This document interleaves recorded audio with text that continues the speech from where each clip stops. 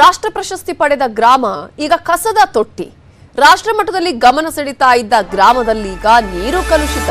ಹೊಸನಗರ ತಾಲೂಕಿನ ರಿಪ್ಪನ್ಪೇಟೆ ಗ್ರಾಮದ ಜನರ ಸಂಕಷ್ಟವನ್ನ ಕೇಳೋರೇ ಇಲ್ಲ ಅನ್ನುವ ರೀತಿ ಆಗಿದೆ. ಕಸ ವಿಲೇವಾರಿ ಆಗಿರಬಹುದು, ಸ್ವಚ್ಛತೆಯ ವಿಶಿಷ್ಟತೆಯಲ್ಲಿ ಗ್ರಾಮ ಪಂಚಾಯತ್ ಪ್ರಶಸ್ತಿಯನ್ನ ಪಡೆದುಕೊಂಡಿತ್ತು. ಆದ್ರೆ ಈಗ ಗ್ರಾಮದಲ್ಲಿ ಕುಡಿಯುವ ನೀರು ಕೂಡ ಕಲುಷಿತ ಆಗಿದೆ. ಸಾಂಕ್ರಾಮಿಕ ರೋಗದ ಭೀತಿಯಲ್ಲಿದ್ದಾರೆ ರಿಪ್ಪನ್ಪೇಟೆ ಜನ. ಹೊಸನಗರ ತಾಲೂಕಿನ ರಿಪ್ಪನ್ಪೇಟೆ ಗ್ರಾಮದ ಜನರ ಸಂಕಷ್ಟ ಇದು. 2022ರಲ್ಲಿ ವೈಜ್ಞಾನಿಕ ತ್ಯಾಜ್ಯ ವಿಲೇವಾರಿಗಾಗಿ ಕೋಟ್ಯಾಂತರ ರೂಪಾಯಿ ವೆಚ್ಚದಲ್ಲಿ ಈ ಘಟಕ ರೆಡಿಯಾಗಿತ್ತು. ರಾಜ್ಯಕ್ಕೆ ಮಾದರಿಯಾಗುವ ಘನ ತ್ಯಾಜ್ಯ ಸಂಪನ್ಮೂಲ ಸಂಸ್ಕರಣ ಮತ್ತು ನಿರ್ವಹಣಾ ಘಟಕ ಸ್ಥಾಪನೆ ಮಾಡಲಾಗಿತ್ತು. ಆದ್ರೆ ಈಗ ಸೂಕ್ತ ವಿಲೇವಾರಿ ಇಲ್ಲದೆ ಕಸದಲ್ಲೇ ಮುಳುಗಿ ಹೋಗ್ತಾ ಇದೆ ಈ ಗ್ರಾಮ. ದೃಶ್ಯಗಳಲ್ಲಿ ನೀವು ನೋಡ್ತಾ ಇದ್ದೀರಾ, ಅಲ್ಲಿ ಗ್ರಾಮದಲ್ಲಿ ಮನೆ ಕಾಣೋ ಬದಲು ಬರೀ ಅಲ್ಲಿ ಕಸನೇ ಕಾಣಿಸ್ತಾ ಇದೆ. ಈ ಘಟಕದಲ್ಲಿಯೇ ನೀರಿನ 2 ಓವರ್ ಹೆಡ್ ಟ್ಯಾಂಕ್ ಇದೆ. ಅಲ್ಲಿಂದಲೇ ಪಟ್ಟಣಕ್ಕೆ ನೀರು ಸರಬರಾಜು ಆಗ್ತಾ ಇದೆ. ಈ ಗ್ರಾಮ ಈಗ ಜನರ ಸಂಕಷ್ಟಕ್ಕೆ ಕಾರಣ ಆಗಿದೆ. ಯಾಕಂತ ಹೇಳಿದ್ರೆ ಇಲ್ಲಿ ಬರೀ ಕಸ ತುಂಬಿಕೊಂಡಿದೆ, ಜನರ ಆರೋಗ್ಯಕ್ಕೂ ಕೂಡ ಹಾನಿ ಆಗ್ತಾ ಇದೆ, ನೀರು ಕಲುಷಿತವಾಗಿದೆ. ರಿಪ್ಪನ್ಪೇಟೆಗೆ ಕುಡಿಯೋ ನೀರನ್ನ ಸಪ್ಲೈ ಮಾಡ್ತಕ್ಕಂಥ ವಾಟರ್ ಟ್ಯಾಂಕ್ ಪಕ್ಕದಲ್ಲಿದ್ದು, ಆ ಒಂದು ಘಟಕಕ್ಕೆ ಹಳೆಯ ಕಸದ ರಾಶಿ ಸಾಕಷ್ಟಿದ್ದು, ಆ ಹಳೆಯ ಕಸದಲ್ಲಿ ತ್ಯಾಜ್ಯದಿಂದ ಹುಳುಗಳು ಉತ್ಪತ್ತಿಯಾಗಿ ಕುಡಿಯೋ ನೀರಿಗೆ ಈ ತ್ಯಾಜ್ಯ ಹುಳುಗಳು ಹೋಗೋದ್ರಿಂದ ಮುಂದೆ ಭಾರಿ ಅನಾಹುತ, ಅನೇಕ ಸಾಂಕ್ರಾಮಿಕ ಕಾಯಿಲೆಗಳು ಬರುವ ಸಂಭವ ಇದ್ದು, ಕೂಡಲೇ ಎಚ್ಚೆತ್ತು ಗ್ರಾಮಾಡಳಿತ, ಇಲ್ಲಿರ್ತಕ್ಕಂಥ ಎಲ್ಲ ಜನಪ್ರತಿನಿಧಿಗಳು ಎಚ್ಚೆತ್ತುಕೊಂಡು ಅದ ತ್ಯಾಜ್ಯವನ್ನು ಬೇರೆ ಕಡೆ ವಿಲೇವಾರಿ ಮಾಡಿ ಕುಡಿಯೋ ನೀರನ್ನ ಸ್ವಚ್ಛವಾಗಿ ರಿಪ್ಪನ್ಪೇಟೆಯ ನಾಗರಿಕರಿಗೆ ತಲುಪಿಸಬೇಕು ಅಂತೇಳಿ ನಾನು ಆಗ್ರಹ ಮಾಡ್ತಾ ಇದ್ದೇನೆ.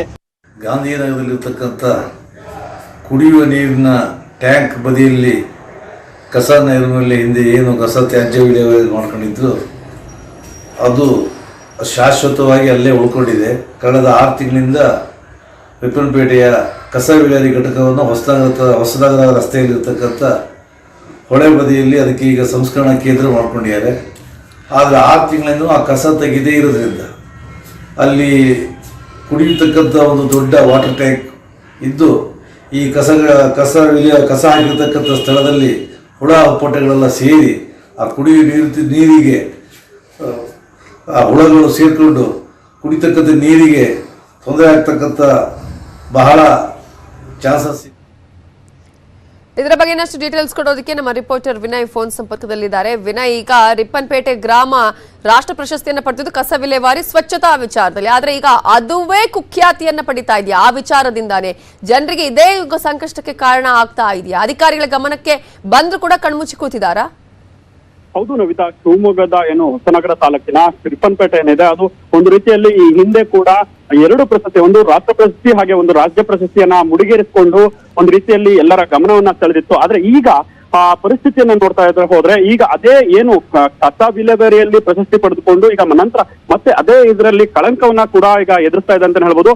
ಅದೇ ಕಸ ವಿಲೇವಾರಿಯಲ್ಲಿ ಪ್ರಶಸ್ತಿ ಪಡೆದಂತ ಪಿಡಿಒ ಕೂಡ ಈಗ ಕೂಡ ಅದೇ ಪಂಚಾಯತಿಯಲ್ಲಿ ಕೆಲಸ ಮಾಡ್ತಾ ಇದ್ದಾರೆ. ಆದ್ರೆ ಈಗ ಬಂದಿರುವಂತಹ ಇದನ್ನ ನೋಡ್ತಾ ಹೋದ್ರೆ ಅಲ್ಲಿಯ ನೀರು ಕೂಡ ಕಲುಷಿತಗೊಂಡಿರುವುದು ಕಾಣಿಸ್ತಾ ಇದೆ. ಯಾಕಂದ್ರೆ ಕಸ ವಿಲೇವಾರಿ ಘಟಕದಲ್ಲಿ ಶಿವಮೊಗ್ಗದಲ್ಲೇ ಪ್ರಥಮ ಬಾರಿಗೆ ಅದನ್ನ ಸ್ಥಾಪನೆ ಮಾಡಲಾಗಿತ್ತು. ಈ ಘಟಕದಲ್ಲಿ ಅತ್ಯಂತ ಎಲ್ಲಾ ರೀತಿಯ ವೈಜ್ಞಾನಿಕ ಕ್ರಮಗಳನ್ನ ಕೂಡ ಕೈಗೊಳ್ಳಲಿತ್ತು. ಆದ್ರೆ ಈಗ ಪರಿಸ್ಥಿತಿಯನ್ನ ನೋಡ್ತಾ ಹೋದ್ರೆ ಅಲ್ಲಿ ಹುಳಗಳಾಗಿರ್ಬೋದು, ಹಾಗೆ ನೈರ್ಮಲ್ಯದ ಕೊರತೆ ಆಗಿರ್ಬೋದು. ಸಮಸ್ಯೆ ಅಧಿಕಾರಿಗಳ ಇಚ್ಛಾಶಕ್ತಿ ಕಾರಣನ ಏನ್ ಸಮಸ್ಯೆ ಆಗ್ತಿದೆ?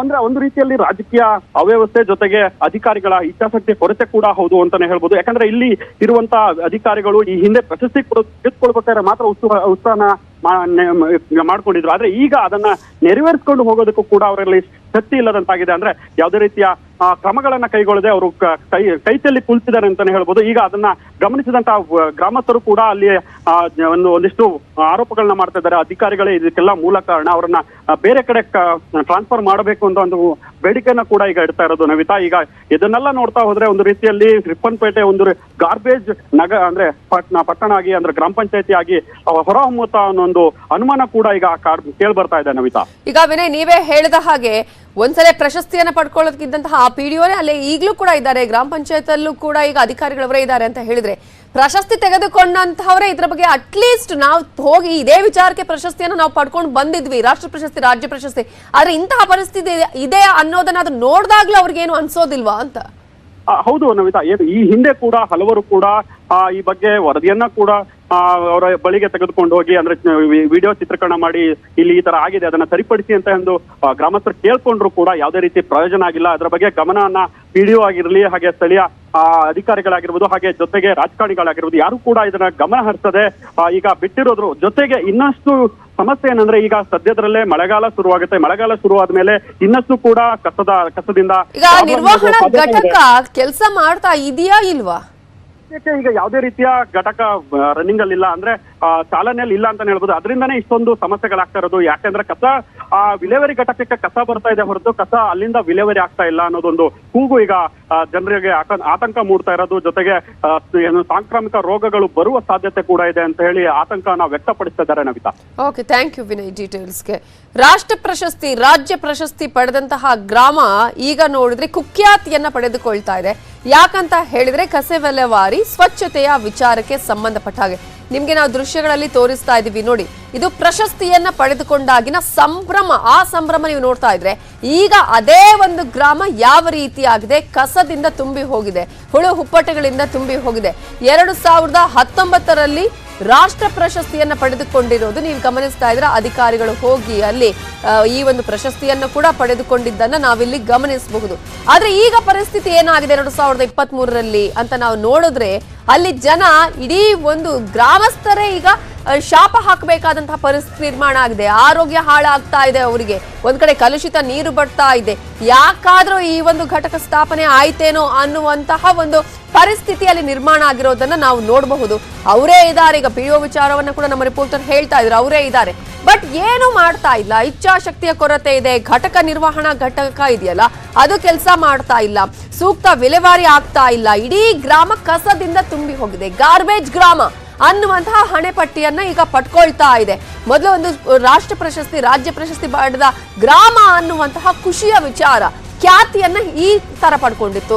ಆದ್ರೆ ಈಗ ಕುಖ್ಯಾತಿಯನ್ನ ಪಡ್ಕೊಳ್ತಾ ಇದೆ. ಜನರಿಗೆ ಸಾಕಷ್ಟು ಆಕ್ರೋಶ ಬರ್ತಾ ಇದೆ. ಗ್ರಾಮಸ್ಥರು ಅವರು ಅಲ್ಲಿ ಮನವಿಯನ್ನ ಮಾಡ್ಕೊಂಡ್ರು ಕೂಡ ಯಾವುದೇ ಪ್ರಯೋಜನ ಆಗಿಲ್ಲ. ಅಧಿಕಾರಿಗಳು ಗಮನ ಹರಿಸಬೇಕು.